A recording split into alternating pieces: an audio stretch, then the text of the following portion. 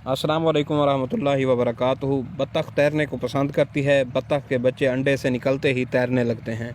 जब मादा अंडे सीती है तो इसका नर एक लम्हा के लिए भी इससे अलहदा नहीं होता। बत्तख के बच्चे अंडे से गालिबन आखिरी माह तक निकल आते हैं। बत्तख के मुतालिक एक अजीबोगरीब वाक़या है कि इमाम दिनूरी ने मजालिसा में और इब्नुल जौज़ी ने अल अज़किया में लिखा है कि मोहम्मद बिन काब कर्ज़ी कहते हैं कि एक आदमी हज़रत सुलेमान अलैहिस्सलाम की खिदमत में शिकायत लेकर आया कि ऐ अल्लाह के नबी, मेरे पड़ोसी मेरी बत्तख चुरा लेते हैं। ये सुनने के बाद हज़रत सुलेमान अलैहिस्सलाम ने लोगों को नमाज के लिए बुलाया और नमाज के बाद खुतबा दिया। फिर आपने फरमाया, तुम में से बाज़ लोग वो जो अपने पड़ोसी की बत्तख चोरी कर लेते हैं, फिर मस्जिद में आ जाते हैं तो उनके सर पर बत्तख के पर होते हैं। हज़रत सुलेमान अलैहिस्सलाम ने का ये कहना था कि एक आदमी ने अपने सर पर हाथ फेरा तो हज़रत सुलेमान अलैहिस्सलाम ने फरमाया, बस इसे पकड़ लो, इसी ने तुम्हारी बत्तख चोरी की है। बत्तख का शरई हुक्म। सहाबा कराम रिदवानुल्लाह ताला अलैहिम अजमईन का इस बात पर इजमा है कि बत्तख का गोश्त खाना हलाल और जायज़ है। एक मरतबा मौला अली करमल्लाहु ताला वजहुल करीम मस्जिद की तरफ नमाज के लिए तशरीफ़ लेकर जा रहे थे कि रास्ते में आपने एक बत्तख को देखा जो अपने मुंह पर से पीट रही थी।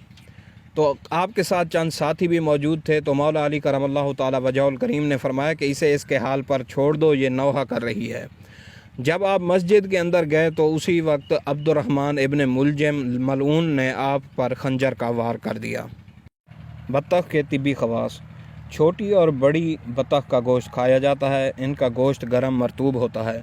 हकीम बुकरात कहते हैं कि बत्तख शहरी परिंदों में सबसे ज़्यादा होता है। बड़ी बत्तख में सबसे अच्छी किस्म मखालीफ होती है, इसलिए कि इसका गोश्त जिस्म को मोटा करता है लेकिन फजलात का मजमुआ होता है।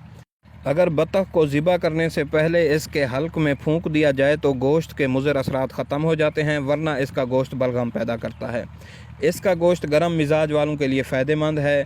अगर गोश्त में जैतून का तेल मिला लिया जाए तो गोश्त की बदबू ख़त्म हो जाती है। अगर गोश्त पकाते वक्त गर्म मिसाले ज़्यादा मिकदार में डाल दिए जाएँ तो गोश्त की बदबू और गलाज़त ख़त्म हो जाती है। इमाम कज़वीनी फरमाते हैं कि अगर कोई शख्स किसी बड़ी बत्तख का खुशिया पकाकर खा ले फिर उसी वक्त अपनी बीवी से सोहबत करे तो इंशाअल्लाह हमल ठहर जाएगा। बत्तख का तेल नमूनिया और बाल गिरने की बीमारी में नाफे साबित होता है। बत्तख की ज़ुबान पाबंदी से खाना सलसल बौल के लिए फ़ायदेमंद होता है।